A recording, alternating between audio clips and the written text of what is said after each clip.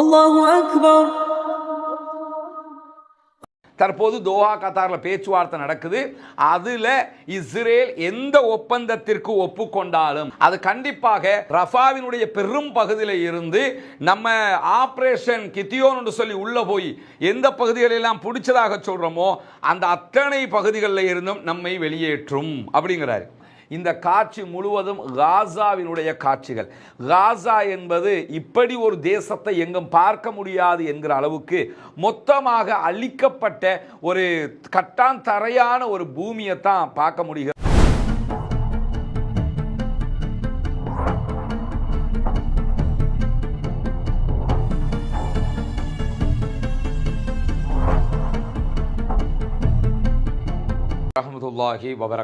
அன்பிற்கினிய சகோதர சகோதரிகளே, நம் அனைவர் மீதும் ஏக இறைவனுடைய அமைதியும் கருணையும் உண்டாகட்டுமாக என்கிற உயரிய பிரார்த்தனைகளோடு பாலஸ்தீனத்தினுடைய காசா மீதான இஸ்ரேலிய ஆக்கிரமிப்பு இராணுவத்தினுடைய தாக்குதல்கள் ஆரம்பிக்கப்பட்டு இன்றோடு 655வது நாளாக இருக்கக்கூடிய இந்த தருணத்தில் என்னவெல்லாம் நடக்கிறது காசாவில், அதையொட்டி என்னவெல்லாம் நடக்கிறது சர்வதேச மட்டத்திலே என்கிற செய்திகளைத்தான் நாம் இன்னைக்கும் பார்க்க இருக்கிறோம். காசாவினுடைய நிலைமையை பொறுத்தவரையில் தற்போதைய நிலை மிக மிக மோசமான ஒரு நிலையை எட்டிக்கொண்டிருக்கிறது.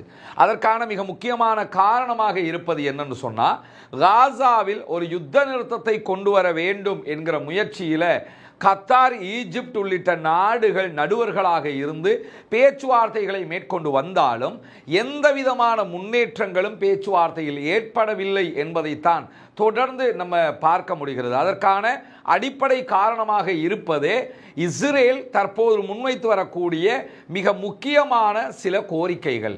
இஸ்ரேலை பொறுத்தவரையில் யுத்தத்தில் நாங்கள் ஜெயிப்போம், பாலஸ்தீனத்தை வெற்றி கொள்வோம், எங்களுடைய கட்டுப்பாட்டில் பாலஸ்தீனத்தை வைத்துக் கொள்வோம் என்று யுத்தம் செய்ய வந்தவர்களால் கடைசி வரைக்கும் பாலஸ்தீனத்தை ஜெயிக்க முடியவில்லை, பாலஸ்தீனத்தை கட்டுப்படுத்த முடியவில்லை என்கிற நிலையில தற்போது 2 விதமான கோரிக்கைகளை முன்வைத்துக் கொண்டிருக்கிறார்கள். ஒன்று, காசாவினுடைய 40% நிலப்பரப்புகளை நாங்கள் கண்ட்ரோல் பண்ணுவோம், கட்டுப்படுத்துவோம், அதற்கு நீங்கள் ஒப்புக்கொள்ள வேண்டும் என்கிறார்கள்.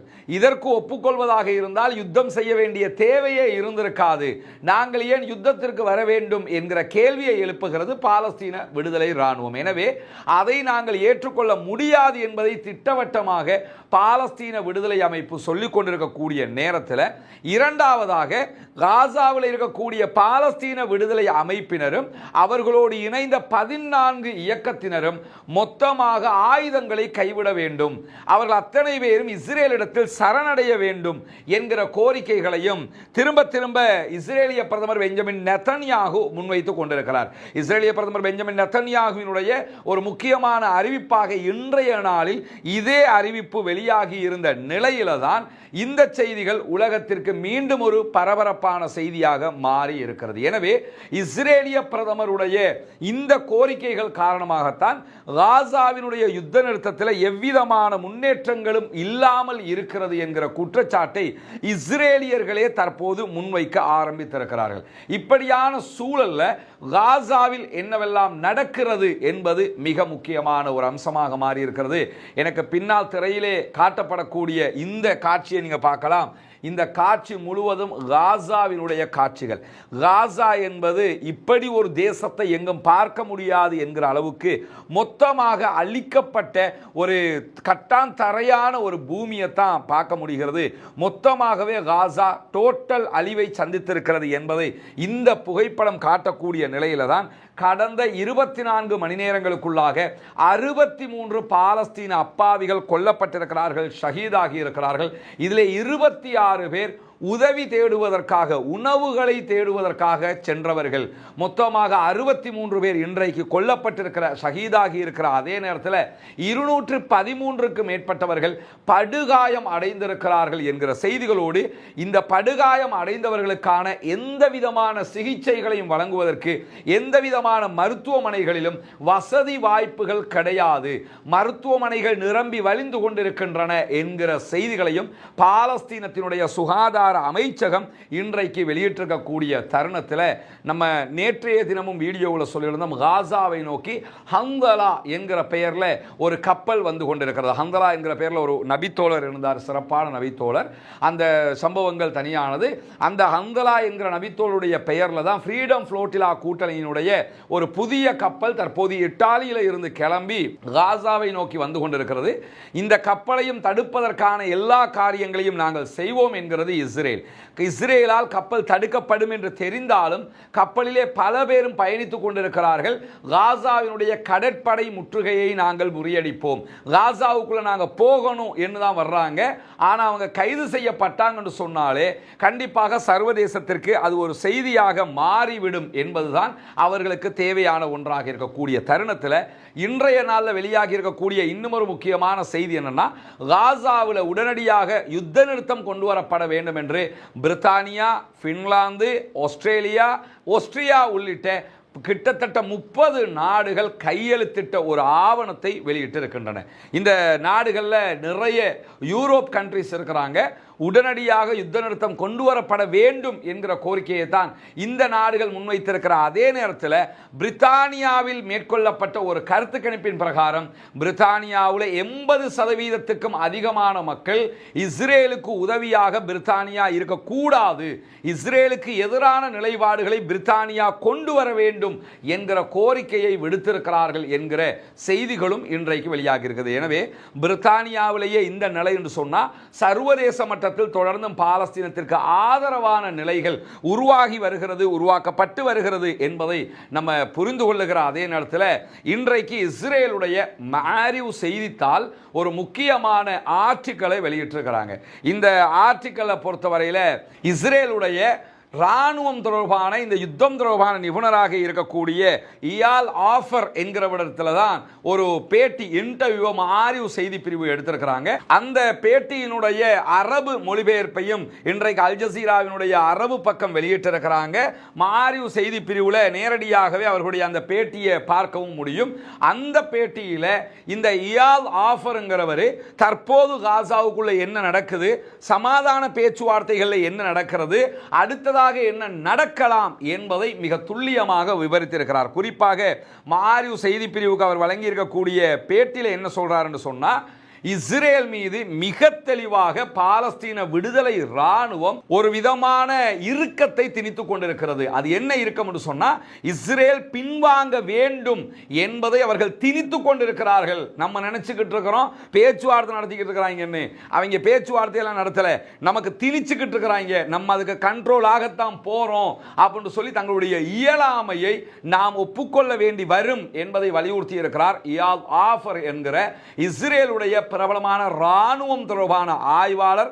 மாரிவ் என்கிற இஸ்ரேலுடைய பத்திரிகை இந்த செய்தியை விரிவாக வெளியிட்டிருக்கிறது. குறிப்பாக அவர் என்ன சொல்றாருன்னு சொன்னா, பாலஸ்தீன விடுதலை இராணுவம்ங்கிறது ரொம்ப அவர்களுடைய பொருளாதார விவகாரத்திலும் அவர்களுடைய எல்லா விவகாரத்திலும் தெளிவாக இருக்கிறார்கள். குறிப்பாக அவர்கள் இந்த யுத்தத்தில் தற்போதைய நிலையில் 2 விதமான லாபங்களை பெற்றுக்கொள்கிறார்கள். பாலஸ்தீன விடுதலை இராணுவம் 2 லாபத்தை பெற்றுக்கொள்ளுது அப்படின்னு சொல்லி அவர் விவரிக்கிறாரு. அதில் விவரிக்கும் போது என்ன சொல்றாருன்னா, ஒருபுறம் பொதுமக்களிடையே அவர்கள் மிக தெளிவான ஒருங்கிணைப்பை வைத்துக் கொண்டிருக்கிறார்கள். பாலஸ்தீன இராணுவம் இஸ்ரேலுக்கு எதிரான வெற்றிகளை பெறுவதற்கு அதுதான் காரணமாக இருக்கிறது. கொரில்லா தாக்குதல் முறையை உச்சமாக நடத்தி கொண்டிருக்கிறார்கள்.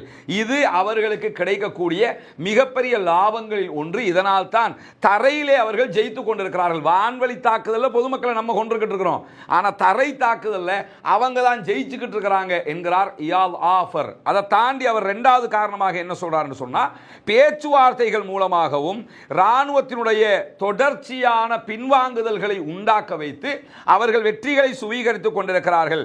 குறிப்பாக நிரந்தர யுத்த நிறுத்தம் வேண்டும் என்பதை அவர்கள் வலியுறுத்தி கொண்டிருக்கிறார்கள். கிட்டத்தட்ட அதை அவர்கள் அடைந்தே தீர்வார்கள். ஏன்னா நமக்கு வேற ஆஃபர் கிடையாது அப்படிங்கிறாரு. நமக்கு இருக்கக்கூடிய ஆஃபர் என்னன்னு சொன்னா, அவங்களுக்கு நிரந்தர யுத்த நிறுத்தத்துக்கு ஒப்புக்கொள்றதை தவிர வேறு வழி இல்லை, அதையும் அவர்கள் அடைவார்கள் என்று சொல்லிவிட்டு, இஸ்ரேல் என்றைக்கும் காசாவை ஆட்சி செய்யாது, காசாவை ஆட்சி செய்வதற்கு பாலஸ்தீன விடுதலை இராணுவம் ஒப்புக்கொள்ளாது, விட்டு கொடுக்காது, அதை மீறி ஆட்சி பண்ணணும்னு நம்ம நினைச்சோம்னு சொன்னா கண்டிப்பாக அது நமக்கு எதிரான தாக்குதல்களை ஒவ்வொரு நாளும் நடத்தி வரும் என்று சொல்லிட்டு என்ன சொல்றாருன்னா, கிட்டத்தட்ட 4 மாதங்கள் யுத்த நிறுத்தம் ஏற்பட்டு கடந்துருச்சு. கடைசியா ஒரு சீஸ்ஃபயர் வந்துச்சா இல்லையா, அது முடிஞ்சு 4 மாதங்கள் ஆயிடுச்சு. இந்த 4 மாதங்களுக்குள்ளாகவும் இஸ்ரேலோடு தாக்குதல்களையும் நடத்தி கொண்டு பேச்சுவார்த்தை மேசைக்கும் வாருங்கள் என்று 2 தரப்பையும் அழகாக கையாண்டு கொண்டிருக்கிறது பாலஸ்தீன விடுதலை அமைப்பே தவிர அவர்கள் எங்கும் பின்வாங்கவில்லை. இந்த நிலையில தான் தற்போது தோஹா கத்தாரில் பேச்சுவார்த்தை நடக்குது. அதில் இஸ்ரேல் எந்த ஒப்பந்தத்திற்கு ஒப்புக்கொண்டாலும் அது கண்டிப்பாக ரஃபாவினுடைய பெரும் பகுதியில் இருந்து நம்ம ஆபரேஷன் கித்தியோன் என்று சொல்லி உள்ள போய் எந்த பகுதிகளெல்லாம் பிடிச்சதாக சொல்றோமோ அந்த அத்தனை பகுதிகளில் இருந்தும் நம்மை வெளியேற்றும் அப்படிங்கிறாரு. நீங்க என்ன பேச்சுவார்த்தை நடத்தி முடியாது முடியாது முடியாது என்று சொன்னாலும் கடைசியில் பேச்சுவார்த்தையில் என்ன நடக்க போகுதுன்னு சொன்னா, நம்ம ராணுவம் காசாவிலிருந்து வெளியேற போகுது. அது மட்டுமல்லாம இஸ்ரேலுக்கு ஆதரவாக பாலஸ்தீன விடுதலை ராணுவத்துக்கு எதிராக வந்திருக்கக்கூடிய அபு ஷபாப் உள்ளிட்ட துரோகிகள் குழுவையும் கண்டிப்பாக பாலஸ்தீன விடுதலை அமைப்பு ஒரு கை பார்க்கும்ங்கிறார். இந்த யுத்தத்தில் நம்மளும் வெளியே போயிடுவோம். நம்மளை நம்பி உள்ளுக்குள்ள பாலஸ்தீன விடுதலை ராணுவத்துக்கு எதிராக ஒரு துரோகிகள் குழுவை உருவாக்கி இருக்கிறோம். அவங்கள 2ல் 1 பார்ப்பாங்க. யுத்தம் முடிஞ்சது அத்தனை பேரையும் தட்டி தூக்குவாங்க. அப்ப நம்மளால அவங்களும் மாட்டிக்கொள்ள போறாங்க என்று சொல்லக்கூடிய இந்த இயால் ஆஃபர் என்கிற இஸ்ரேலுடைய ராணுவம் தொடர்பான ஆய்வாளர் அவருடைய பேட்டியில மேலதிகமாக என்ன சொல்றாருன்னு சொன்னா, இஸ்ரேலுக்கு இருக்கக்கூடிய மிகப்பெரிய சங்கடம் என்ன தெரியுமா, 2 மில்லியன் பாலஸ்தீன மக்களுக்கு சுகாதாரம் அதே போன்று அவர்களுக்கு தேவையான உணவு மருந்துகளுக்கு நம்ம இப்ப பொறுப்பாக இருக்கிறதாக சர்வதேசம் குற்றம் சாட்டுது. ஏன்னா நம்ம அவங்களுக்கு சாப்பாடு கொடுக்காம இருக்கிறோம். எனவே நம்ம தான் பொறுப்புன்னு சொல்லி அவங்க நமக்கு குற்றம் சாட்டுகிற நேரத்தில் நாம எந்த ஒரு மக்கள் மையத்தையும் கண்ட்ரோல் பண்ண முடியாத நிலைமையிலையும் இருக்கிறோம். நம்ம தான் பொறுப்பு. நம்ம அவங்களுக்கு உணவு கொடுக்கல, ஆனா நம்ம கண்ட்ரோல்ல யாராவது இருக்கிறாங்களான்னா கண்ட்ரோல்லையும் யாருமே அங்க கிடையாதுன்னு சொல்லிட்டு பாலஸ்தீன விடுதலை அமைப்பு தான் அங்கே ஆட்சி செய்து கொண்டிருக்கிறது. எனவே அவர்களிடத்தில் தான் பலம் இருக்கிறது என்பதை புரிந்து கொள்ள வேண்டும் என்று சொல்லிட்டு பாலஸ்தீன விடுதலை ராணுவம் மிக தெளிவாக மீள்தன்மையை கொண்டிருக்கிறது என்கிறார். இது ஒரு ஆய்வை தெளிவாக நம்ம புரிஞ்சுக்கிறோம். இது அல் ஜசீராவினுடைய ஆய்வு கிடையாது, அல்லது பாலஸ்தீனத்திற்கு ஆதரவான தளங்களிலிருந்து வந்த ஆய்வு கிடையாது. இஸ்ரேலுடைய ஆய்வாளர் சொல்லக்கூடிய தகவல். அதனால தான் மாரிவ் செய்தி பிரிவு அவ்வளவு முக்கியமான செய்தியாக அதை போட்டுக்கிறாங்க. அதில் அவங்க என்ன சொல்றாங்கன்னா, பாலஸ்தீன விடுதலை ராணுவத்தை அழிச்சு முடிக்கல, நம்ம அவங்க மீள்தன்மை பெற்றிருக்கிறார்கள், நம்ம அழிக்க திரும்ப திரும்ப எந்திரிச்சு வந்துகிட்டே இருக்கிறாங்க என்று சொல்லிட்டு பொதுமக்களுக்கு மத்தியிலே ரொம்ப ஆழமாக வேரூன்றி இருக்கிறார்கள். நீங்க என்னதான் பாலஸ்தீன விடுதலை அமைப்பை அழிக்கணும்னு நினைச்சாலும் பொதுமக்கள்கிட்ட ஜனரஞ்சகமாக அவர்கள் ஆழமாக வேரூன்றி இருக்கிறார்கள். எனவே அவர்களை அழிப்பது என்பது அசாத்தியமானது என்று சொல்லிவிட்டு 2வதாக அவர் என்ன சொல்றாருன்னு கேட்டா, இஸ்ரேலிய ஆக்கிரமிப்பு ராணுவத்தை சேர்ந்தவர்கள் மீது தொடர்ச்சியான தாக்குதல்களை நடத்தி நிறைய உயிரிழப்புகளை அவர்கள் உண்டாக்குகிறார்கள். இதுல பாலஸ்தீன விடுதலை ராணுவத்திற்கு கிடைக்கக்கூடிய மிகப்பெரிய லாபம் என்ன தெரியுமா, அரபு தேச மக்களுக்கு மத்தியிலே ஒரு பாரிய ராணுவ பிரிவாக தன்னுடைய பிம்பத்தை அவர்கள் தக்க வைத்திருக்கிறார்கள் அப்படிங்கிறாங்க. இதுதான் பாயிண்ட். என்ன பாயிண்ட்னு சொன்னா, ஒரு மிகப்பெரிய ராணுவம், இஸ்ரேலிய ராணுவம், இவங்களை நம்மளால எதிர்கொள்ள முடியுமா என்று சவுதி யோசிக்கிறது, பஹ்ரைன் யோசிக்கிறது, யுஏஇ யோசிக்கிறது, டர்க்கி யோசிக்கிறது. இப்படி ஒவ்வொரு நாடுகளும் நம்ம இவங்களோட சண்டை பிடிச்சா நிற்குமா, தாக்கு பிடிக்க முடியுமா என்றெல்லாம் யோசித்த நேரத்தில் ஒரு சாதாரண ராணுவ பிரிவாக இருக்கக்கூடிய பாலஸ்தீன விடுதலை ராணுவம் 265 நாட்களுக்கு மேலாக அவர்களோடு சண்டையிடுகிறார்கள், அவர்களை கொன்று குவிக்கிறார்கள், அவர்களுடைய மர்காவா டேங்குகளை அழிக்கிறார்கள், அவர்களுக்கு உளவியல் ரீதியாக டார்ச்சர் கொடுத்து கொண்டிருக்கிறார்கள், அவர்களுடைய பணைய கைதிகளையும் 55க்கு மேற்பட்டவர்களை தக்க வைத்துக் கொண்டிருக்கிறார்கள். எனவே அரபு தேச மக்களுக்கு மத்தியில் மிக பெரும் ஹீரோக்களாக பாலஸ்தீன விடுதலை ராணுவத்தை சேர்ந்தவர்கள் உருவாகி இருக்கிறார்கள். அதற்கான பிம்பம் அவர்களுக்கு உண்டாகிவிட்டது. மற்ற எல்லா அரபு நாட்டு ராணுவங்களை விட பவர்ஃபுல் ராணுவமாக பாலஸ்டைன் ராணுவம் உருவாகிவிட்டது என்று சொல்லக்கூடிய இயால் ஆஃபர் தொடர்ச்சியாக என்ன சொல்றாரு கேட்டா, பாலஸ்தீன விடுதலை அமைப்பு ஒவ்வொரு நாளும் எங்க மக்களுக்கு அட்டாக் பண்றது மட்டுமல்லாம அவர்கள் மிக தெளிவாக மீடியா தளத்தில் ஒர்க் பண்றாங்க அப்படிங்கிறாங்க. அவங்களுக்குரிய ஆட்களை சர்வதேச அளவில் வச்சுக்கிட்டு ஒவ்வொரு நாள் நமக்கு அடிக்கிறதையும் செய்தி ஆக்குறாங்க. செய்தி ஆக்குறதுனால அரபு தேச மக்களுக்கு மத்தியில் அவர்களுடைய மவுசு கூடிக்கிட்டே இருக்குது. ரெண்டாவதாக பாலஸ்தீனத்துக்குள்ள நம்ம செய்கிற அநியாயங்களையும் செய்தி ஆக்கிக்கிட்டு இருக்கிறாங்க.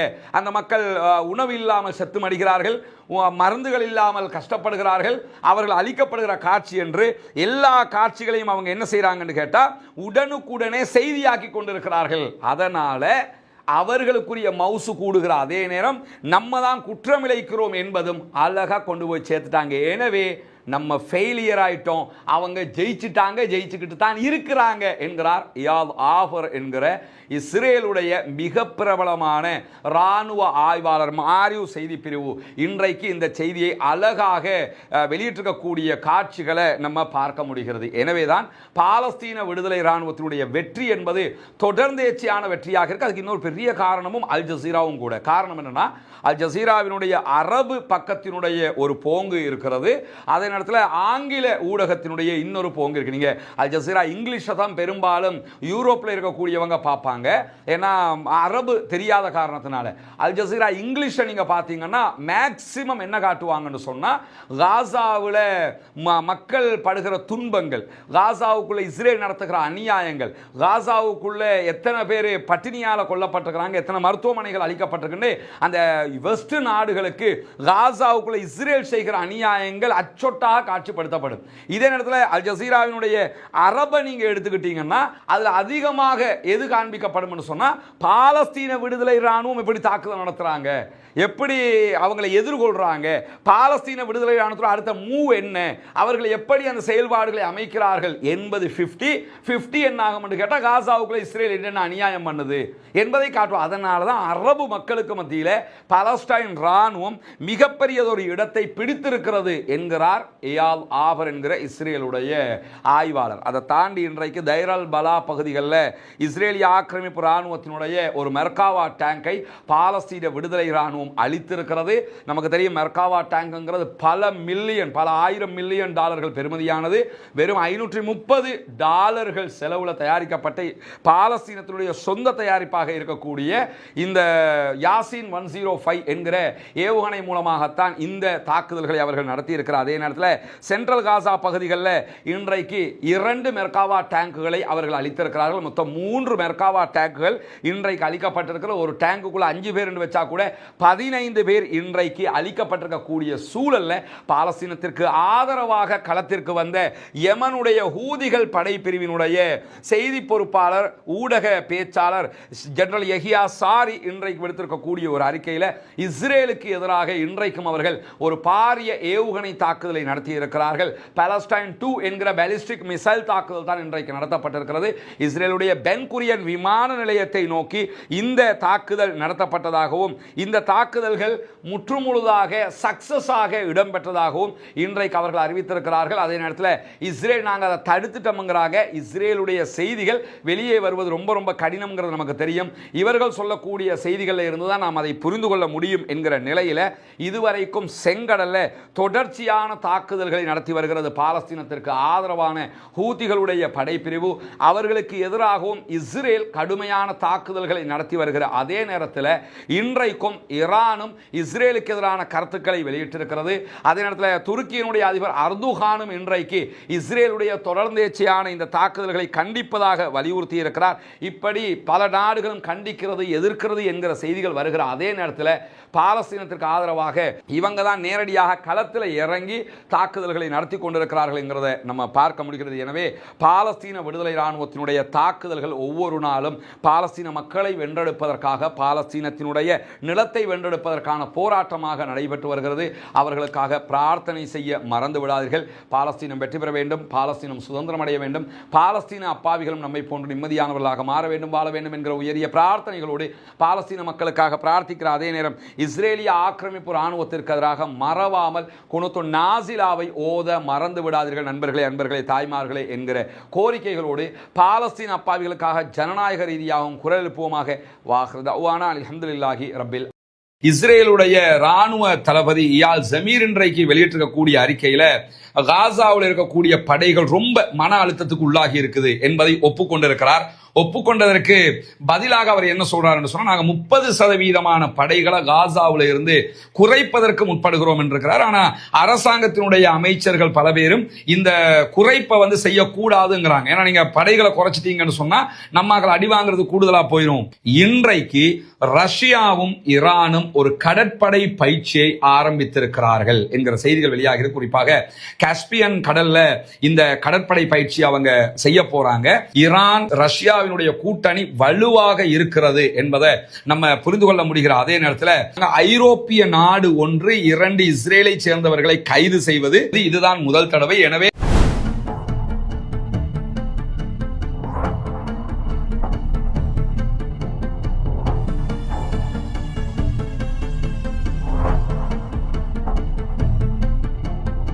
சகோதர சகோதரிகளே, நம் அனைவர் மீதும் ஏக இறைவனுடைய அமைதியும் கருணையும் உண்டாகட்டுமாக என்கிற உயரிய பிரார்த்தனைகளோடு பாலஸ்தீனத்தினுடைய காசா பகுதிகளில் 654வது நாளாகவும் என்னவெல்லாம் நடந்து வருகிறது என்கிற செய்திகளை தான் இன்னைக்கும் நம்ம பார்க்க இருக்கிறோம். நமக்கெல்லாம் தெரியும், காசாவில் ஒரு உடனடி யுத்த நிறுத்தம் கொண்டு வரப்பட வேண்டும் என்று பல முயற்சிகள் நடைபெற்று வந்தாலும் அந்த முயற்சிகள் எல்லாம் எடுபடாமல் போவதற்கான அடிப்படை காரணமாக இருப்பது என்னன்னு சொன்னா, காசாவை சண்டையில் ஜெயிக்க முடியாதவர்கள் எப்படியாவது சமாதானத்தின் போர்வையில் வெற்றி கொள்ள வேண்டும் என்கிற ஒரு முனைப்பு காட்டுகிறார்கள். காசா மக்களுக்கு சாப்பாடு தர மாட்டோம், அவங்களுக்கு ஆடைகள் கிடைக்காது, அவர்களுக்கு மருந்துகள் கிடைக்காது, தண்ணீர் கிடைக்காது, இதெல்லாம் நாங்க தராம இருப்போம், எனவே நிர்பந்தம் கருதி இதை எடுத்துக்கிறதுக்காகவாவது நீங்க நாங்க சொல்றதை கேட்கணுங்கிறது தான் அவர்களுடைய முழுமையான முயற்சியாக இருக்கிறது. அந்த அடிப்படையில் தான் இஸ்ரேல் தொடர்ந்து காசா மீதான உணவு கொடுக்காத முற்றுகையை நடத்தி வருகிறது என்கிற காட்சிகளை நம்ம தொடர்ந்து பார்க்க முடிகிறது. அதே நேரம் உணவு இல்லாமல் அங்கிருக்கக்கூடிய அப்பாவிகள் செத்து மடிகிற காட்சிகளையும் நம்ம தினம்தோறும் பார்க்க முடிகிறது. இன்றைக்கு காசாவிலே மருத்துவர்களை கைது செய்கிற படலத்தை மீண்டும் பாலஸ்தீன அப்பாவிகளுக்கு எதிராக இஸ்ரேலிய ஆக்கிரமிப்பு ராணுவம் ஆரம்பித்திருக்கிறது. குறிப்பாக காசாவில் இருக்கக்கூடிய எல்லா மருத்துவமனைகளையும் எல்லா ஹாஸ்பிட்டல்ஸ்களையும் ஒருங்கிணைத்து செயல்படுத்துகிற டைரக்டர் ஜெனரலாக இருக்கக்கூடிய மர்வான் ஹம்சா அவர்கள் இன்றைக்கு கைது செய்யப்பட்டிருக்கிறார்கள். ஏற்கனவே காசாவினுடைய அல் ஷிஃபா மருத்துவமனையினுடைய இயக்குனர் கைது செய்யப்பட்டிருக்கிறார். பல மருத்துவர்கள் கைது செய்யப்பட்டிருக்கிறார். அவங்களுக்கு என்ன நடந்தது என்கிற செய்திகள் கூட இன்னும் உலகத்திற்கு தெரியாத நிலையில தான் தற்போது இந்த கைதுகளை அவர்கள் ஆரம்பித்திருக்கக்கூடிய செய்திகள் வெளிவந்திருக்கிறார். அதே நேரம் கடந்த 24 மணி நேரங்களுக்குள்ளாக காசாவில் 134 அப்பாவிகள் கொல்லப்பட்டிருக்கிறார்கள், ஷஹீதாகி இருக்கிறார்கள். சுமார் 1155 பேர் படுகாயம் அடைந்திருக்கிறார்கள் என்கிற செய்திகள் வெளியாகி இருக்கிறது. இதில் நம்ம என்ன புரிஞ்சுக்கிறோம்னு சொல்லி சொன்னா, 24 மணி நேரங்களுக்குள்ளாக ஏன் இவ்வளவு பேர் கொல்லப்படுகிறார்கள், ஏன் இவ்வளவு பேர் படுகாயம் அடைஞ்சிருக்கிறாங்கன்னு பாத்தீங்கன்னா, உணவு எடுக்கிறதுக்காக போறாங்க. நேற்று நம்முடைய வீடியோல சொல்லியிருந்தோம், வேர்ல்டு ஃபுட் ப்ரோக்ராம் உள்ள ஒரு 25 லாரிகளை கொண்டு வந்திருக்கிறாங்க உணவுகள் என்னும்போது. அதை எடுக்கிறதுக்காக மக்கள் போறாங்க. போகிற இடத்துல உணவு எடுக்க வருகிற மக்கள் மீது துப்பாக்கி சூடு நடத்துகிறது இஸ்ரேலிய ஆக்கிரமிப்பு ராணுவம். அதுல தான் இவ்வளவு பேர் கொல்லப்பட்டிருக்கிறாங்க, இவ்வளவு பேர் படுகாயம் அடைந்திருக்கிறார்கள் என்கிற கவலையான செய்திகள் வெளியாகி இருக்கிறார். அதே நேரம் இன்றைக்கு இஸ்ரேலுடைய மாரி செய்தி பத்திரிகை ஒரு முக்கியமான தலைப்பு செய்தியை வெளியிட்டிருக்கிறது. என்னன்னா, காசாவுல இந்த யுத்தம் டோட்டல் ஃபெயிலியர் என்பது இஸ்ரேலியர்களை ஒப்புக்கொள்ளுகிற ஒரு நிலையாக மாறி இருக்கிறது. ஏன்னா அவங்க சொன்ன எந்த இலக்குகளையும் அவங்க அடையல. தொடர்ந்து பாலஸ்தீன போராளிகளிடமிருந்து அடி வாங்கி கொண்டிருக்கிறார்கள்.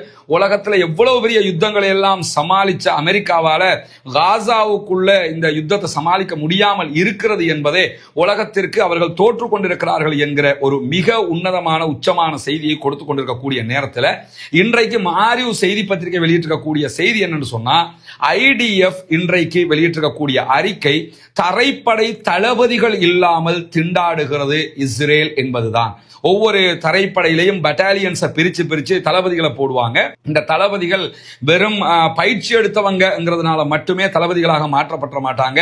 அதுக்கு நீ எக்ஸாம் இருக்குது, அதுல பாஸ் பண்ணணும், உடல் தகுதி இருக்குது, சிந்தனை திறமை இருக்குது, இதெல்லாம் பார்த்து தான் தளபதிகள் நியமிக்கப்படுவார்கள். தற்போது காசாவுக்குள்ள இருக்கக்கூடிய பெரும்பாலான பட்டாலியனுடைய தளபதிகள், குறிப்பாக ரிசர்வ் படையினுடைய தளபதிகள் எல்லாம் எடுத்துக்கிட்டா எக்ஸாம்ல பாஸ் பண்ணாத வேறு வழியில்லாமல் நியமிக்கப்பட்டிருக்கக்கூடியவர்கள் என்கிற நிலையில கிட்டத்தட்ட 300 அதிகாரிகள் பற்றாக்குறை இருக்கிறது என்கிறது மாறிவு செய்தி பத்திரிகை. 300 அதிகாரிகள் பற்றாக்குறை சொன்னா 300 பெட்டாலியனுக்கு தளபதிகள் இல்லைன்னு அர்த்தம். அந்த தளபதிகள் இருந்தாலே அடி வாங்கி செத்துருவாங்க. இப்ப தளபதிகளே இல்லாமல் திண்டாடி கொண்டிருக்கிறது இஸ்ரேல் என்கிற நிலைக்கு மத்தியில இஸ்ரேலுடைய ராணுவ தளபதி இயால் ஜமீர் இன்றைக்கு வெளியிட்டிருக்கக்கூடிய அறிக்கையில காசாவில் இருக்கக்கூடிய படைகள் ரொம்ப மன அழுத்தத்துக்கு உள்ளாகி இருக்குது என்பதை ஒப்புக்கொண்டிருக்கிறார். ஒப்புக்கொண்டதற்கு பதிலாக அவர் என்ன சொல்றாரு சொன்னா, நாங்க 30% படைகளை காசாவில் இருந்து குறைப்பதற்கு முற்படுகிறோம் என்றிருக்கிறார். ஆனா அரசாங்கத்தினுடைய அமைச்சர்கள் பல பேரும் இந்த குறைப்பை செய்யக்கூடாதுங்கிறாங்க. ஏன்னா நீங்க படைகளை குறைச்சிட்டீங்கன்னு சொன்னா நம்ம அடி வாங்குறது கூடுதலா போயிடும். படை அதிகமா இருந்தாலும் அடி வாங்கிட்டு தான் இருக்கிறாங்க, அது வேற. ஆனா அடி வாங்குறது அதிகரிச்சிரும்ங்கிறதுனால படைகளை குறைக்க கூடாது என்கிறார்கள். ஆனா அவர் ஏன் படையை குறைக்க பார்க்கிறாருன்னு சொன்னா 10 நாளைக்குள்ள 4 பேர் தற்கொலை பண்ணி செத்துட்டான். காசாவில் அவ்வளவு மன அழுத்தங்கள் அதிகரித்திருக்கிறது அவர்களுடைய படைகளுக்கு. அதனாலதான் இந்த காரியத்தை செய்ய போறோம்னு சொல்றாங்க. எது எப்படி போனாலும் அவர்களுடைய படைகள்ல மிகப்பெரிய குறைபாடு நிகழ்கிறது என்பது மிக தெளிவாக வெளியாகி இருக்கிற அதே நேரத்தில் நமக்கெல்லாம் தெரியும் ஃப்ரீடம் ஃப்ளோட்டிலா என்கிற ஒரு கூட்டமைப்பு இருக்கிறாங்க. இந்த கூட்டமைப்பு சார்பாகத்தான் ஏற்கனவே கிரேட்டா தன்பர்க் அவங்களுடைய தலைமையில ஒரு கப்பல் காசாவை நோக்கி வந்தது. அந்த முற்றுகையை உடைப்பதற்காக உணவுகளையும் மருந்துகளையும் ஏற்றுக்கொண்டு வந்திருந்தார்கள். அதே பாணியில தற்போது ஃப்ரீடம் ஃப்ளோட்டிலா கூட்டணியினுடைய ஹந்தலா என்கிற ஒரு கப்பல் காசாவை நோக்கி வந்து கொண்டிருக்கிற 2 நாட்களுக்கு முன்பதாக நம்முடைய வீடியோவில் சுருக்கமாக ஒரு செய்தி நம்ம சொல்லியிருந்தோம். தெற்கு இத்தாலியினுடைய துறைமுகமாக இருக்கக்கூடிய கல்லிபோலியில இருந்துதான் இந்த கப்பல் தற்போது பயணிக்க ஆரம்பித்திருக்கிறது. ஃப்ரீடம் ஃப்ளோட்டிலா கூட்டணிக்கு சொந்தமான கப்பலாக இது இருக்கிறது. காசாவினுடைய பயணத்தின் இறுதி கட்டமாக இன்றைக்கு அவர்கள் பயணத்தை ஆரம்பித்து தொடர்ந்து வந்து கொண்டிருப்பதான செய்திகள் வெளியாகி கொண்டிருக்கக்கூடிய நேரத்தில் இன்றைக்கு அந்த அவர்களுடைய கப்பல் புறப்படுவதற்கு முன்பதாக 2 முக்கியமான சம்பவங்கள் நடந்திருக்கிறது என்று ஃப்ரீடம் ஃப்ளோட்டிலா இன்றைக்கு அறிவித்திருக்கிறது. ஹந்தலா கப்பல் வழியாக என்ன அறிவிச்சிருக்கிறாங்கன்னு சொன்னா, கப்பலை அவங்க தயார் பண்ணி பயணிக்கிறதுக்கு ரெடி ஆகும் போது கப்பலுடைய ப்ரொபபெல்லர் என்ற ஒரு பகுதி இருக்குது கீழே. அந்த பகுதியில பெரிய இறுக்கமான கயிறுகள் சிக்கி இருந்தது. அப்ப இது திட்டமிட்டு இந்த கப்பலை எடுக்கும் போது உடனே அது பாதிப்புக்குள்ளாகணும், கப்பல் நகர முடியாம என்ஜின் ஃபால்ட் ஆகணும் என்கிறதுக்காக யாரோ இதை திட்டமிட்டு செய்திருக்கிறார்கள் என்பதை நாங்கள் அறிந்திருக்கிறோம் அப்படிங்கிறாங்க. 2வது இன்னைக்கு அவங்களுக்கு ஏற்பட்டிருக்கக்கூடிய இன்னொரு தடங்கள் என்னன்னு சொன்னா, இந்த பயணத்துக்கு தேவையான தண்ணீர் அவங்களுக்கு தேவை. கடல்ல பயணிக்கும் போது தண்ணி வேணுமா இல்லையா, சுத்த தண்ணீர். இந்த தண்ணீரை ஏற்றி வந்த லாரிக்குள்ள சல்பரிக் ஆசிட், கந்தக அமிலம் என்று சொல்லுவாங்களா இல்லையா, அது கலக்கப்பட்டிருக்கிறது என்பது கண்டுபிடிக்கப்பட்ட குடி தண்ணி. அதுக்குள்ள இந்த தண்ணியை திறக்கிறதுக்கு போன 2 அவங்களுடைய உறுப்பினர்கள் இந்த கந்தக அமிலம் சல்பரிக் ஆசிட் பட்டு காயமடைந்திருக்கிறாங்க. ஒருத்தர் திறந்ததுக்கு பிறகு தண்ணீர் கொட்டுப்பட்டதுனால காயமடைஞ்சிருக்கிறார், ஒருத்தர் திறக்கும் போதே காயமடைஞ்சிருக்கிறாரு அப்படின்னு சொல்லக்கூடிய ஃப்ரீடம் ஃப்ளோட்டிலா கூட்டணி என்ன சொல்றாங்கன்னு சொன்னா, இதை யாரு செஞ்சாங்கிறத வீடியோ ஆதாரத்தோட நாங்க எடுத்திருக்கிறோம் என்கிறதையும் சொல்லி இருக்கிறாங்க. எனவே ஃப்ரீடம் ஃப்ளோட்டிலா காசாவை நோக்கி வந்துடக்கூடாது என்கிறதுல கவனமாக இருக்கிறார்கள் சில பேர் என்பது தெரிய வருகிறது. ஆனால் தற்போது அதே கூட்டணியினுடைய கப்பல் மீண்டும் காசாவை நோக்கி வருகிறது.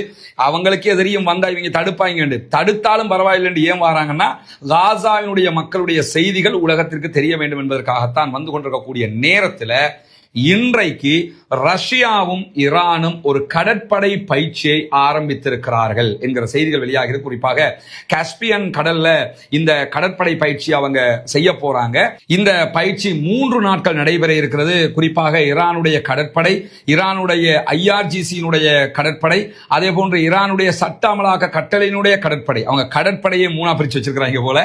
இந்த 3 கடற்படை பிரிவுகளும் இந்த பயிற்சியில பங்கெடுக்கிறாங்க. ரஷ்யாவினுடைய கப்பல் தற்போது ஈரானுக்கு வந்திருக்கிறது என்கிற நிலையில இது இன்றைக்கு ஒரு மிகப்பெரிய பேசுபொருளாக ஏன் மாறுதுன்னு சொன்னா, ரஷ்யா உக்ரைன் வார் நடந்துகிட்டு இருக்குது. அதே நேரத்தில் ஈரானுக்கு மிக நெருக்கமாக இருக்கக்கூடியதுதான் ரஷ்யா. ரஷ்யாவுக்கு எதிராக அமெரிக்கா நிறைய திட்டங்களை கொண்டு வர்றாங்க. நீங்க உக்ரைன் வாரை நிறுத்தணும் என்று சொல்லக்கூடிய அமெரிக்காவுடைய அதிபர் டொனால்ட் ட்ரம்ப் என்ன செய்யறாரு என்று சொன்னா, நீங்க நிறுத்தலைன்னா அவங்க மேல அட்டாக் பண்ணுவோம்னு சொல்லலை. ஏன்னா அந்த அட்டாக் பண்ண முடியாது ரஷ்யா மேலங்கிறது அவங்களுக்கு தெரியும். அது பெரிய விபரீதங்களை உண்டாக்கிடும். அதனால என்ன பண்றாருன்னு கேட்டா, ரஷ்யாவோட கொடுக்கல் வாங்கல் செய்யக்கூடிய விற்பனை கொடுக்கல் வாங்கலை யார் செய்யறாங்களோ அந்த நாடுகள் மேல 500% வரி விதிப்போம் என்கிற அறிவிப்பை விடுத்திருக்கிறாரு. இந்த அறிவிப்பெல்லாம் ஏன் விடுக்கிறாங்கன்னு சொன்னா அப்ப ரஷ்யாவுக்கு ஆதரவு கிடைக்கக்கூடாது, வருமானம் வரக்கூடாது, எனவே யுத்தத்தை அவங்க நிறுத்துவாங்கங்கிற ஒரு நிர்பந்தத்தை கொடுக்கறதுக்காக செய்யறாங்க. அந்த நிர்பந்தத்தினால ஈரான் பாதிக்கப்படாதுங்கிறது தெரியும். ஏன்னா ஈரான் மேல உலகத்தில் இருக்கக்கூடிய எல்லா தடைகளையும் நிறுத்தி போட்டு வச்சிருந்தோம்.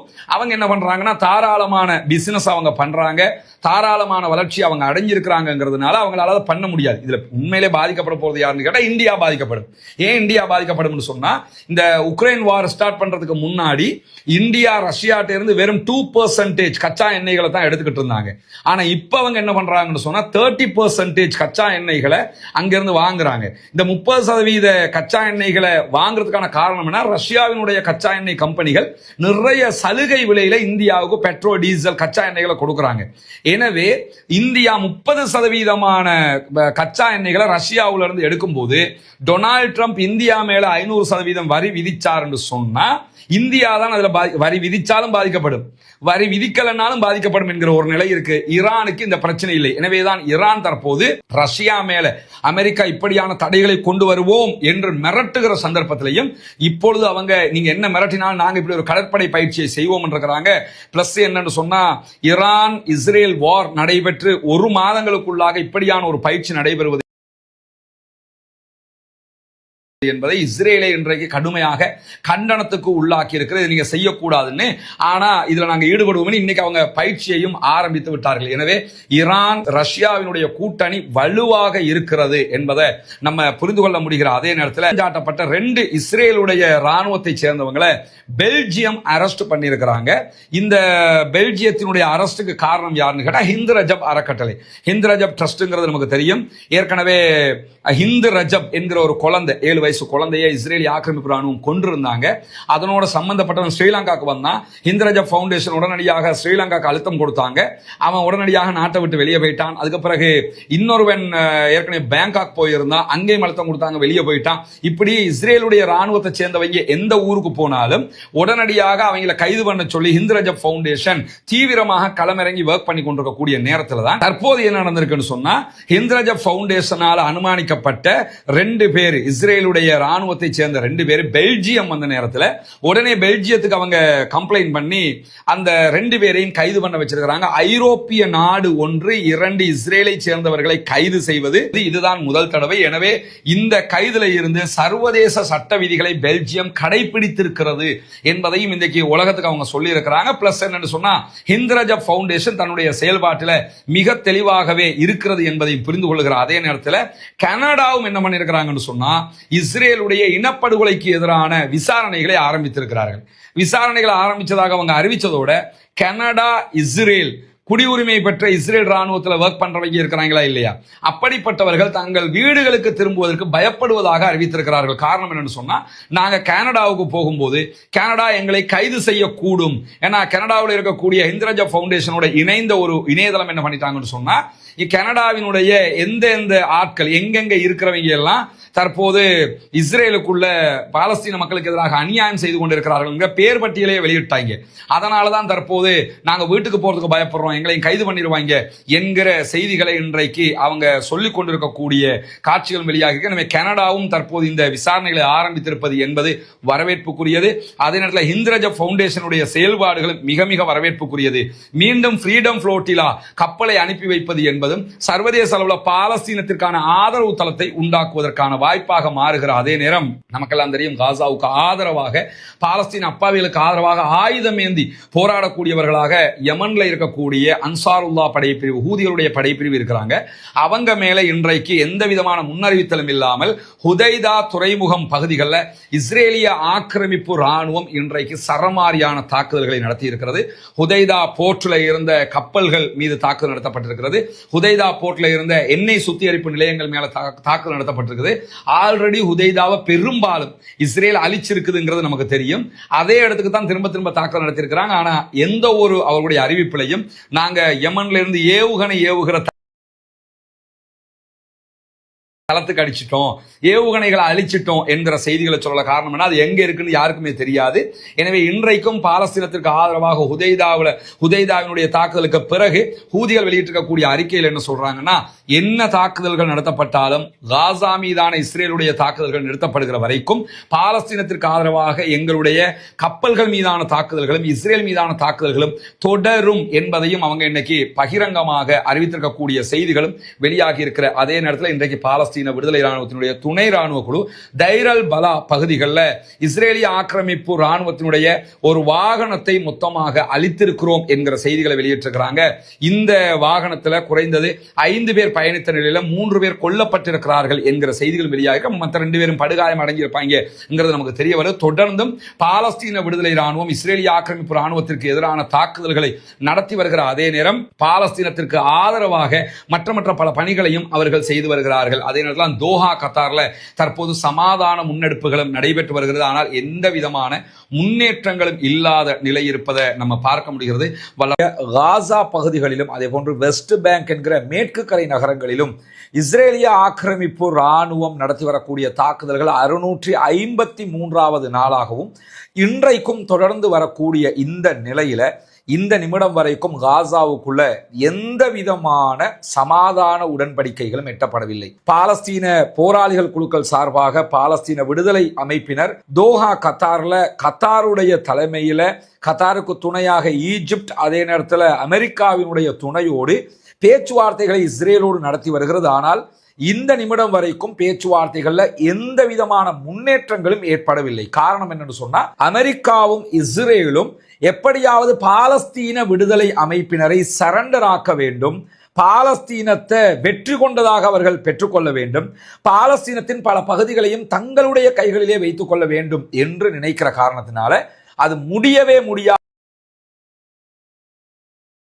எங்களுடைய போராட்டம் தொடரும் என்பதுல பாலஸ்தீன விடுதலை ராணுவம் மிக உறுதியாக இருக்கிறது. எனவேதான் தற்போது வரைக்கும் பேச்சுவார்த்தைகள் ஒரு முன்னேற்றமும் இல்லாமல் இருப்பதற்கான அடிப்படையாக அது மாறி இருக்கக்கூடிய நேரத்தில் இன்றைய நாளில் பாலஸ்தீனத்திற்கு ஆதரவாக கிட்டத்தட்ட 1 ஆண்டுகளுக்கு மேலாக இஸ்ரேலோடு பாரிய யுத்தத்தை மேற்கொண்ட ஹெஸ்புல்லா அமைப்பினுடைய தலைவராக செயல்படக்கூடிய நாயிம் காசிம் அவர்கள் ஊடகங்கள்ல ஒரு முக்கியமான உரையை ஆற்றியிருந்தார். ஹிஸ்புல்லாவுடைய மூத்த தலைவர்களில் ஒருவராக, தளபதிகளில் ஒருவராக செயல்பட்ட அலி அப்துல் முனீம் என்பவர் கொல்லப்பட்ட நினைவு நாளைத்தான் அவங்க கொண்டாடினாங்க. இன்னைக்கு கொண்டாடும் போது அதிலே உரையாற்றியவர் சில முக்கியமான செய்திகளை பகிர்ந்து கொண்டிருக்கிறார். அதுல மிக முக்கியமான செய்தி என்னன்னு கேட்டா, இஸ்ரேலும் அமெரிக்காவும் சேர்ந்து லெபனானுடைய இருத்தலையே கேள்விக்குள்ளாக்குகிறது. லெபனானே இருக்கக்கூடாது, லெபனானுடைய பகுதிகளையும் இஸ்ரேல் கைப்பற்றிவிட வேண்டும் என்பதுதான் அவர்களுடைய நோக்கமாக இருக்கிறது. எனவே லெபனானில் இருந்து இஸ்ரேல் மொத்தமாக பின்வாங்காத வரைக்கும், எங்கள் பகுதிகளை அவர்கள் தராத வரைக்கும் நாங்கள் ஆயுதங்களை களைவது என்பது அசாத்தியமானது என்பதை திட்டவட்டமாக சொல்லியிருக்கிறார். ஏன்னா அமெரிக்கா ஒரு முன்மொழிவை முன் வச்சிருக்கிறாங்க.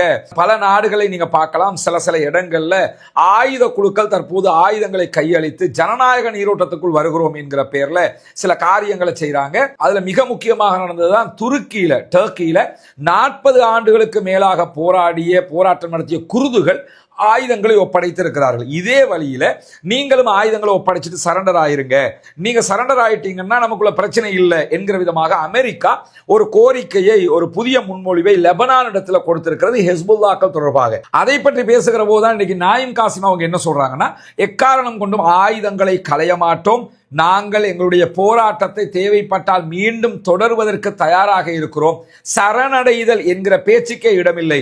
இஸ்ரேல் முதல்ல எங்கள் எல்லைகளில் இருந்து வெளியேறணும், வெளியேறினதுக்கு பிறகுதான் அதை பற்றிய எந்த யோசனைக்கென்றாலும் நாங்கள் செல்ல முடியும் என்பதை திட்டவட்டமாக சொல்லி இருக்கிறது மட்டுமல்லாம, இஸ்ரேல் இந்த ஒப்பந்தத்தை நீங்க எடுத்துக்கிட்டீங்கன்னா, கொடுத்திருக்கக்கூடிய ஒப்பந்தம் இருக்குல்ல, முன்மொழிவு. அதுலயும் அவங்க என்ன செய்யறாங்கன்னு கேட்டா ஹிஸ்புல்லாக்கள் ஆயுதத்தை கீழே வச்சிடணும். ஆனா இஸ்ரேல் எப்பொழுது லெபனானை விட்டு வெளியேறும் என்று சொன்னால் அதற்கு டேட் இல்லை, நாங்க நினைச்ச நேரத்துல வெளியேறுவோம் அப்படிங்கிறாங்க.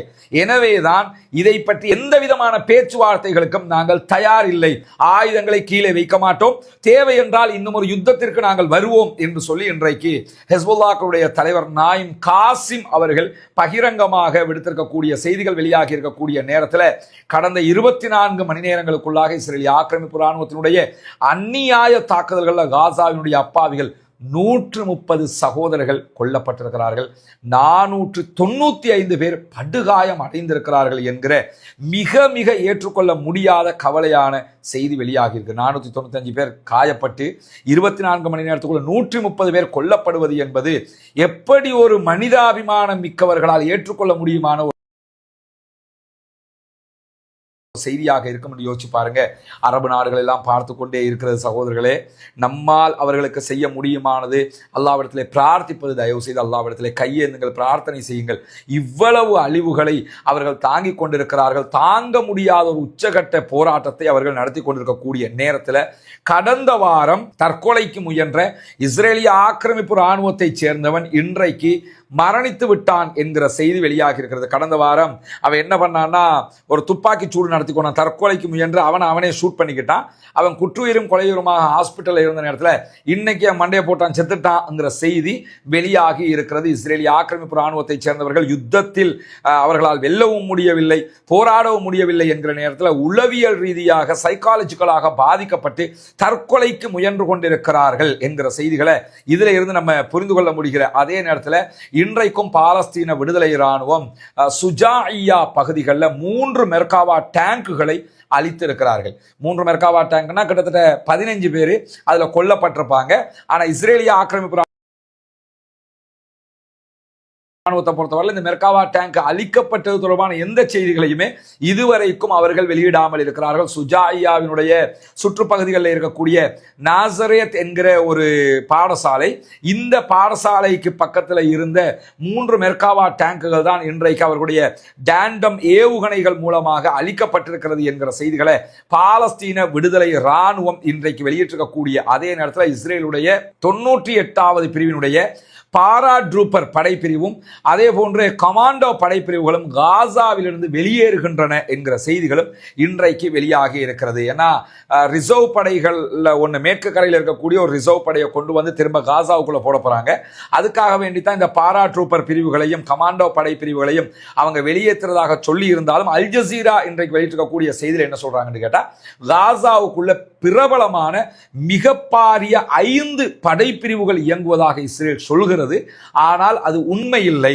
அவங்க அந்த உலகத்துக்கு காட்டுறதுக்கு 5 பெரிய படையை நாங்க வச்சிருக்கிறோம்னு காட்டுறாங்க. உண்மையிலேயே 5 படைப்பிரிவுகள் இல்லை என்று சொல்லி இன்றைக்கு அல் ஜசீரா செய்திகளை வெளியிட்டிருப்பது மட்டுமல்லாமல் இதற்கு மேலதிகமாக அல் மையாதீன் வெளியிட்டிருக்கக்கூடிய செய்திகள் என்ன சொல்றாங்கன்னு சொன்னா காசாவுக்குள்ள இஸ்ரேலிய படைகளால் தாக்குப்பிடிக்க முடியாத காரணத்தினால அவ்வப்போது படைகளை அவங்க வெளியே எடுத்துட்டு நாங்க வேற படைகளை உள்ள வச்சிருக்கிறோம்ங்கிற ஒரு பிம்பத்தை உண்டாக்க பார்க்கறாங்களே தவிர உண்மையாகவே அங்க அப்படியான படை இல்லை. 5 படைப்பிரிவுகள் இருப்பதாக சொன்னாலும் அதை விட குறைவான படைப்பிரிவுகள் தான் அங்கே இருக்கிறது. காரணம் பாலஸ்தீன விடுதலை அமைப்பினரால் அவர்கள் தாக்குதலுக்கு உள்ளாக்கப்படுகிறார்கள். எனவேதான் இராணுவம் எடுக்கப்படுகிறது, வெளியே எடுக்கப்பட்டு விட்டு வேறு யாரையும் அனுப்பியதாக அவர்கள் கதை அளந்து கொண்டிருக்கிறார். இதை புரிந்து கொண்ட பாலஸ்தீன விடுதலை இராணுவம் தான் தாறுமாறான தாக்குதல்களை தற்போது உச்சமாக நடத்துகிறது. ஏன்னா ஆள் குறைஞ்சிருச்சுன்னு அவங்களுக்கும் தெரிஞ்சிருச்சு. அதனால் அவங்க உக்கிரமான தாக்குதல்களை தற்போது நடத்தி வருகிறார்கள் என்கிற செய்திகளுக்கு மத்தியில இன்னைக்கு நமக்கெல்லாம் தெரியும், கடந்த ஒரு மாதங்களுக்கு முன்பதாக இந்த கிரேட்டா தன்பர்க் அவங்களுடைய தலைமையில அதே போல பிரான்சினுடைய ஒரு எம்பியும் சேர்ந்து கிட்டத்தட்ட 12 பேர் என்ன பண்ணாங்கன்னா காசாவினுடைய கடற்படை முற்றுகையை உடைக்க போகிறோம் சொல்லி காசாவுக்குள்ள உணவு கொண்டு போறோம் அப்படின்னு சொல்லி அவங்க ஒரு கப்பலை எடுத்துக்கிட்டு பயணிச்சாங்க. அந்த கப்பலை இஸ்ரேல் கைப்பற்றியது, அவர்களையும் கைது செய்தது, அவர்களை பிறகு அவர்களுடைய நாட்டுக்கே திருப்பி அனுப்பினார்கள் என்கிற செய்திகளை எல்லாம் நம்ம பலமுறை பார்த்திருக்கிறோம். அந்த பாணியில மீண்டும் ஹந்தாலா என்கிற ஒரு கப்பல் தற்போது பிரான்சினுடைய எம்பியாக இருக்கக்கூடிய கேப்ரியல் கட்டாலா தலைமையில மீண்டும் காசாவை நோக்கி பயணிக்க ஆரம்பித்திருக்கிறது. பிரான்சினுடைய எம்பி கேப்ரியல் கட்டாரா சொல்லியிருக்கக்கூடிய செய்தி என்னன்னு சொன்னா காசாவினுடைய முற்றுகை என்பது நேற்று இன்றைக்குள்ளதுல 2007ஆம் ஆண்டுல இருந்து இஸ்ரேல் காசாவை முற்றுகையிட்டுக்கிட்டு இருக்குது. ஐரோப்பா நினைச்சா இந்த முற்றுகையை இல்லாமலாக்கிடலாம், ஆனா நினைக்க மாட்டேங்கிறாங்க. எனவேதான் நாங்கள் இந்த ஹந்தலா என்கிற கப்பல்ல உணவுகளை எடுத்துக்கிட்டு போறோம். இந்த கப்பல் இடைமறிக்கப்பட்டால் இஸ்ரேல் இன்டர்நேஷனல் லாவை மீறுகிறது என்று அர்த்தம். உண்மையிலே அவங்களுக்கு தேவை என்னன்னு கேட்டா, இஸ்ரேல் சர்வதேச சட்டங்களுக்கு கட்டுப்படவில்லை, அடாத்தாக செயல்படுகிறது, ஒரு பேட்டை ரவுடியாட்டம் செயல்படுகிறது என்பதை சர்வதேச மக்களுக்கு புரிய வைப்பதுதான் தற்போது கேப்ரியல் கட்டாலா எம்பியினுடைய வேலையாகவும் இருக்கிறது. அதுக்காகத்தான் அவர் எடுத்துக்கிட்டு போறார். அவருக்கு எதிரையும் ஏற்கனவே போன கப்பலையும் அவங்க தடுத்துட்டாங்க. இதையும் 99% தடுப்பார்கள். ஆனாலும் அவர்கள் தடுக்க வேண்டும். அது சர்வதேசத்துக்கு செய்தியாகணும். காசாவுக்குள்ள உணவு போக மாட்டேங்குதுங்கிறத காட்டணும் என்பதை இந்த வேலையை நாங்க செய்ய ஆரம்பித்திருக்கிறோம் என்கிற செய்திகளை இன்றைக்கு கேப்ரியல் கட்டாலா வெளியிட்டிருக்கிற அதே நேரம் பாலஸ்தீன விடுதலை ராணுவத்தினுடைய துணை ராணுவ குழுவினுடைய ஒரு செய்தி தற்போது வெளியாகி இருக்கிறது. அந்த செய்தியில கான் யூனிஸுக்கு கிழக்கு இருக்கக்கூடிய அபாசன் அல் கபீரா என்கிற பகுதிகளில் இஸ்ரேலிய ஆக்கிரமிப்பு ராணுவத்திற்கு எதிராக அவர்கள் நடத்தி இருக்கக்கூடிய உக்கிரமான ஒரு தாக்குதல்கள்ல இன்றைக்கு 3 இஸ்ரேலிய ஆக்கிரமிப்பு ராணுவத்தை சேர்ந்தவர்கள் கொல்லப்பட்டிருக்கிறார். அப்படி என்றால் மொத்தம் 18 பேர் இன்றைக்கு கொல்லப்பட்டிருக்கிற அதே நேரம் இந்த தாக்குதலுடைய நோக்கத்தை அவங்க என்ன சொல்லியிருக்கிறாங்கன்னா, நாங்க எப்படியாவது உயிரோட பிடிக்கிறதுக்கு தான் முயற்சி பண்றோம். இப்ப காசாவுக்குள்ள யுத்தம் நடக்குது, இஸ்ரேலிய ஆக்கிரமிப்பு ராணுவத்துக்கு எதிராக பாலஸ்தீன விடுதலை அமைப்பு தாக்குதல் நடத்துறாங்க. ஆனால் அந்த தாக்குதல்கள் அவங்க நடத்தினாலும் அவங்களுடைய இலக்காக எது இருக்குன்னு கேட்டால் அவங்களை கொல்றதல்ல, உயிரோட பிடிக்கிறது. அப்ப பணைய கைதிகள் கூடுவாங்க இல்லையா, அதற்காகத்தான் இந்த தாக்குதல்களை நாங்கள் நடத்தி கொண்டிருக்கிறோம் என்று சொல்லியிருக்கிற அதே நேரத்தில் இன்றைக்கு வேர்ல்டு ஃபுட் ப்ரோக்ராம், ஐநாவினுடைய ஒரு அமைப்பு தான் இவங்களும், அதாவது UNRWA மாதிரி ஒரு அமைப்பு, வேர்ல்டு ஃபுட் ப்ரோக்ராம், அவங்க இன்னைக்கு ஒரு செய்தியை வெளியிட்டிருக்கிறாங்க. காசாவுக்குள்ள இன்றைக்கு வேர்ல்டு ஃபுட் ப்ரோக்ராமினுடைய கிட்டத்தட்ட 25 லாரிகள்ல ஜிக்கிம் கடவை மூலமாக உணவுகள் நாங்கள் எடுத்து சென்றோம் என்கிற ஒரு செய்தியை சொல்லியிருக்கிறாங்க. நமக்கு தெரியும் ரஃபா பார்டர் இருக்குது, கரேம் அபோஷரி பார்டர் இருக்குது. இந்த ரெண்டுமே ஈஜிப்ட் அந்த பகுதிகளில் இருக்கக்கூடிய ஈஜிப்டுக்கும் காசாவுக்கும் இடையில் இருக்கக்கூடியது. இந்த ஜிக்கிமை பொறுத்தவரை இஸ்ரேல் வழியாக வரக்கூடிய பார்டர். அவங்க என்ன சொல்றாங்கன்னு கேட்டா, இஸ்ரேல் வழியாக நாங்க 25 லாரிகள்ல உணவுகளை எடுத்துக்கிட்டு போனோம். போகும்போது பொதுமக்கள் ஆயிரக்கணக்கில் எங்கள்கிட்ட உணவு எடுக்க வந்தாங்க. அவர்களை நோக்கி இன்றைக்கு இஸ்ரேல் துப்பாக்கி சூடு நடத்தியது. அதுலதான் நிறைய பேர் அந்த காயப்பட்டிருக்காங்க, 130க்கு மேற்பட்டவங்க கொல்லப்பட்டிருக்கிறாங்கிற செய்தி வருது இல்லையா. இதுலதான் அந்த தாக்குதல் நடத்தப்பட்டிருக்கிறது. அதை பற்றி செய்தி வெளியிட்டிருக்கக்கூடிய வேர்ல்டு ஃபுட் ப்ரோக்ராம் என்ன சொல்றாங்கன்னா, அவங்க சாப்பிட வழி இல்லாம இருக்கும்போது, சாப்பாட்டை எடுக்க வரும்போது அவர்கள் மீது தாக்குதல் நடத்துவதை நாங்கள் ஒருபோதும் ஏற்றுக்கொள்ள முடியாது என்று சொல்லியிருக்கிறாங்க. இன்றைக்கு கிட்டத்தட்ட 5 மாதங்களுக்கு பிறகு முதல் தடவையாக காசாவுக்குள்ள ஐநாவினுடைய முகமையாக இருக்கக்கூடிய வேர்ல்டு ஃபுட் ப்ரோக்ராம் சார்பாக வெறும் 25 லாரிகள்ல உணவுகள் போயிருக்கு. 25 லட்சம் மக்கள் இருக்கிறாங்க, அவங்களுக்கு 25 லாரிகள்ல உணவு போறதுங்கிறது தேக்கரண்டிக்கு சமானமானது. ஆனாலும் இருக்கிறவர்களுக்காவது ஏதாவது கிடைத்து விட்டு போகட்டுமே என்கிற ஒரு நிலைதான் இருக்கிறது. எனவே இந்த ஒரு மகிழ்ச்சியான, ஓரளவுக்கு ஒரு மகிழ்ச்சியான செய்தி, ஒரு 25 லாரியாவது உள்ள போனதே என்கிற ஒரு மகிழ்ச்சியான செய்தி இருக்கிறது. அரபு நாடுகள் நினைத்தால் அவங்க நம்ம ஏற்கனவே சொல்ற மாதிரி ஏர்கிராஃப்ட் மூலமாக கொண்டு வந்து என்ன பண்ணலாம் என்று சொன்னா உணவுகளை போட முடியும். அதை போட மாட்டேங்கிறாங்க. சில சகோதரர்கள் என்ன கேட்கிறாங்கன்னா, ஏன் ஈரான் போடலாம் தானே, ஈரானியன் உணவு போடாமல் இருக்கிறாங்க என்கிற செய்தி சொல்றாங்க. அதுக்கு 2 காரணம் இருக்கிறது. முதலாவது காரணம் என்னன்னு கேட்டா, ஈரான் அந்த உணவு போடுகிற வேலைகளை செய்யறதுன்னு சொன்னாலும் காசாவினுடைய வான்பரப்பு இஸ்ரேலுடைய கண்ட்ரோல்ல இருக்குது. எனவே இஸ்ரேல் அதுக்கு அனுமதி கொடுக்க வேண்டும். ஈரானுக்கு அனுமதி கொடுப்பாங்களா? எந்த விதமான அனுமதியும் ஈரானுக்கு கொடுக்க மாட்டாங்க. அவங்க கொடுக்கிற அனுமதியை யாருக்கு கொடுக்குறாங்கன்னா, அரபு நாடுகளுக்கு, மற்ற நாடுகளுக்கு கொடுக்குறாங்க. பக்கத்தில் இருக்கிற ஜோர்டானுக்கு கொடுக்குறாங்க. ஜோர்டான் வழியாக அரபு நாடுகள் நினைத்தா செய்யலாம், ஆனா ஜோர்டானும் செய்ய மாட்டேங்குது, அரபு நாடுகளும் செய்ய மாட்டேங்கிறாங்க. முதலாவது இஸ்ரேல் அனுமதியை கொடுக்க மாட்டாங்க. கொடுத்தா தான் ஈரான் கொண்டு உணவுகளை போட முடியும். இந்த இடத்துல நம்ம ஈரான் இடத்துல இந்த கேள்வியை, ஏன் ஈரான் செய்யாம இருக்குங்கிற கேள்வியை முன்வைக்க முடியாது. ஏன்னா ஈரானுக்கும் அவங்களுக்கும் வாய்க்கா தகராறு இருக்கிறது நமக்கு தெரியும். எனவே ஈரானால் அதை செய்ய முடியாது. அப்படி செய்ய வந்தாங்கன்னா அதுவே ஒரு பெரிய பிரச்சனையாக மாறிவிடும். ஏன்னா அது அவங்க வர்றது மட்டும் இல்ல, அவங்க வரணும் ஜோர்டானுடைய எல்லையை தாண்ட வேண்டியிருக்கு, இன்னும் சில எல்லைகளை தாண்ட வேண்டியிருக்கிறது. எனவே அந்த சிக்கல் இருக்கிறதுனால தான் ஈரான் அதை செய்யாம இருக்கிறாங்க. மற்ற நாடுகள் செய்ய முடியும், அவர்கள் செய்யாமல் இருப்பதில் எந்த விதமான பதில்களையும் அவர்கள் சொல்ல முடியாது. வல்ல ரஹ்மான் தான் அந்த மக்களை பாதுகாக்க வேண்டும், பாலஸ்தீன மக்களுக்கு அருள் புரிய வேண்டும், பாலஸ்தீனம் வெற்றி பெற வேண்டும், பாலஸ்தீனம் சுதந்திரம் அடைய வேண்டும், பாலஸ்தீன மக்கள் நம்மை போன்ற நிம்மதியானவர்களாக மாற வேண்டும், வாழ வேண்டும் என்கிற உயரிய பிரார்த்தனைகளோடு பாலஸ்தீன அப்பாவிகளுக்காக பிரார்த்திக்கிறார். நேரம் இஸ்ரேலிய ஆக்கிரமிப்பு ராணுவத்திற்கு எதிராக மறவாமல் குணத்து நாசிலாவை ஓதி வாருங்கள் 5 நேர தொழுகைகளிலும் என்கிற கோரிக்கைகளோடு பாலஸ்தீன அப்பாவிகளுக்காக ஜனநாயக ரீதியாகவும் குரல் எழுப்புவோமாக. வாகிறது அவ்வானா அல்ஹம்துலில்லாஹி ரப்பில் அல்லாஹு அக்பர் அல்லாஹு அக்பர் அல்லாஹு அக்பர் அஷ்ஹது அன் லா